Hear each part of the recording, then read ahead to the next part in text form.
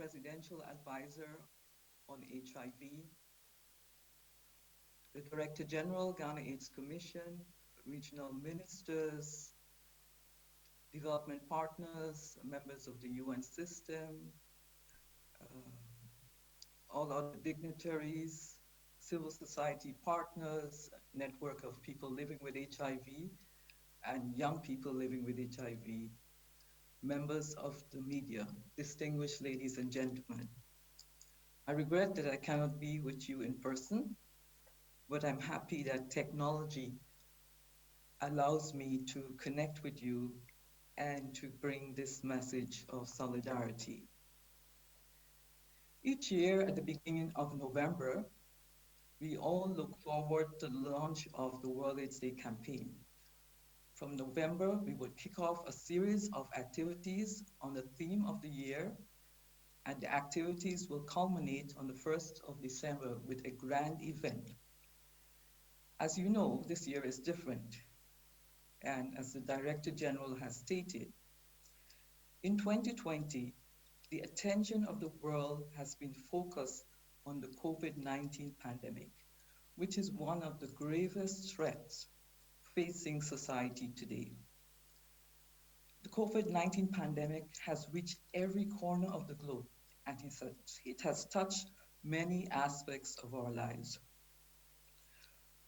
COVID-19 has shown how political will can bring about change.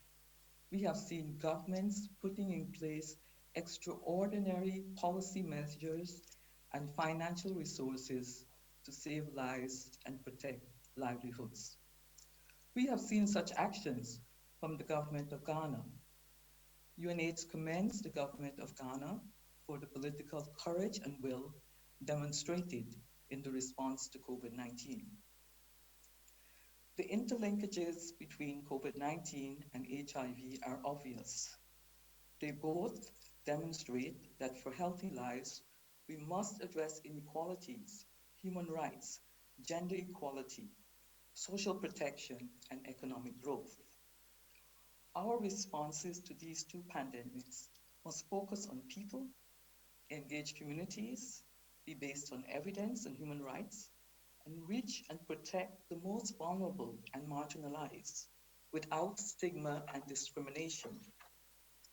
This is why the global theme of World AIDS Day, global solidarity, shared responsibility, is so appropriate. The theme, global solidarity and shared responsibility, is intended to galvanize action on the AIDS response in a new way. How can governments, civil society, the private sector, philanthropic organizations, and celebrities in the arts and sports, development partners, the UN system, come together to ensure the AIDS response and essential healthcare are fully financed? UNAIDS supports the government of Ghana in efforts to establish a fund for the AIDS response. Such a fund can be applied in a variety of ways to ensure that AIDS is fully funded. Madam Chairperson, the call for global solidarity and shared responsibility applied to the health system should cause us to consider the need to mobilize action to build back disrupted essential health services, protect healthcare workers, and build back better. For Ghana, this could mean expanding innovations such as solar technology to reach underserved areas and at the same time generate jobs. It could mean tapping into the rapid development of new diagnostic tools such as artificial intelligence to help TB diagnosis, for example. The use of telemedicine platforms could be scaled up to train healthcare workers and provide counseling and care to key and vulnerable populations, including persons living with HIV. UNAIDS can provide technical assistance for discussions and negotiations with external and internal investors to bring the financing required for technology acceleration. Madam Chairperson, ladies and gentlemen, the COVID-19 crisis has been disruptive, but it's also a window of opportunity to do things differently, better, and together. And how we respond to COVID 19 in global solidarity and shared responsibility, governments, donors, development partners, faith leaders, civil society, the private sector, and each one of us doing our part. This will determine the defeat of AIDS as a public health threat. Therefore, one could say that the defeat of AIDS as a public health threat is dependent on how we respond to COVID 19. With continued vigilance and government action in partnership with communities, Ghana will have a robust recovery from COVID 19, and lives and livelihoods will be saved. Such action will help complete the unfinished business of the AIDS response. I therefore would like to end my message with a call for global solidarity and shared responsibility, and I echo the national theme for the World AIDS campaign. Stay safe, let's end AIDS as a public health threat by 2030. Thank you for your kind attention and God bless you.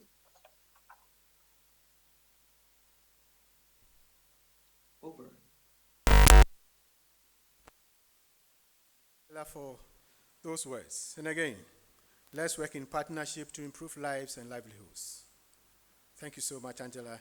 The UCD of Ghana. Before calling on the next statement from the Director General of the Ghana Health Service, permit me to acknowledge also online the participation of our civil society partners, our faith-based organization partners, other government partners who have joined in online on the various platforms. We appreciate your participation in this event. Again, permit me to also acknowledge the presence in this room, Minister of Information Conference Room, the presence of the representative of the National Chief Imam, Sheikh Dr. Osman Sharbutu, and this individual is in the person of Osman Seydou. He is the Deputy National Secretary, Office of the National Chief Imam. Mr. Shall we please acknowledge you? Thank you so much for joining us. Thank you. So on this note, I would want to invite our next speaker, or to share with us a few words, the Director General of the Ghana Health Service. I think his name is synonymous to fellow Ghanaians as well. So I would want to invite Dr. Patrick Abwaji. He was baptized with huge fire. So Dr. Abwaji, you are welcome to give us your statement. Thank you, please. So, thank you very much, and good morning all, for this opportunity to participate in this all-important event. Mr. Chairman, and I'm sure even those who are not here, I know they are on, even for those who are not here, I know they are online, so I'll acknowledge everybody. Executive Oversight of the Ghana AIDS Commission and Minister for Sanitation and Water Resources, Honorable Cecilia Abinadapa, the Honorable Minister and members of Parliament, the Director General of the Ghana AIDS Commission and other board members of the Commission, our development partners, heads of MOH agencies who are also here online, directorates and staff of the Ghana Health Service, the President and members of the National Association of Persons Living with HIV, NAPLAS, non-state actors, members of the media, distinguished invited guests, ladies and gentlemen. The HIV pandemic remains formidable in sub-Saharan Africa, Ghana being no exception, despite new pandemic threats such as COVID-19. An estimated 342,307 of the approximately 38 million persons estimated to be currently living with HIV/AIDS worldwide are in Ghana, and of that 153,901 of the 25.4 million had access to treatment at the end of 2019. HIV-related deaths stands at about 13,616. With a current national adult prevalence of 1.7%, Ghana has witnessed a significant decline in ANC prevalence from 3.6% in 2014 to 2% in 2019. Despite this progress, new infections, approximately 20,000 annually, continue to occur for the past 5 years, posing a barrier to efforts towards ensuring epidemic control. Mr. Chair, ladies and gentlemen, the theme of this year's celebration is very appropriate because Ghana's drive towards achieving the UN global targets of ending AIDS by 2030 has been hampered considerably by the COVID-19 pandemic. A review of our data so far shows that service uptake overall, including HIV services, were below expected targets due to the COVID-19 pandemic. The impact of COVID-19 was, however, significantly mitigated by our timely provision of clear guidelines and commodities for service delivery. Continuous monitoring and engagement with stakeholders to address challenges during the second quarter of this year was very instrumental in catching up with some of the losses we made earlier in the pandemic.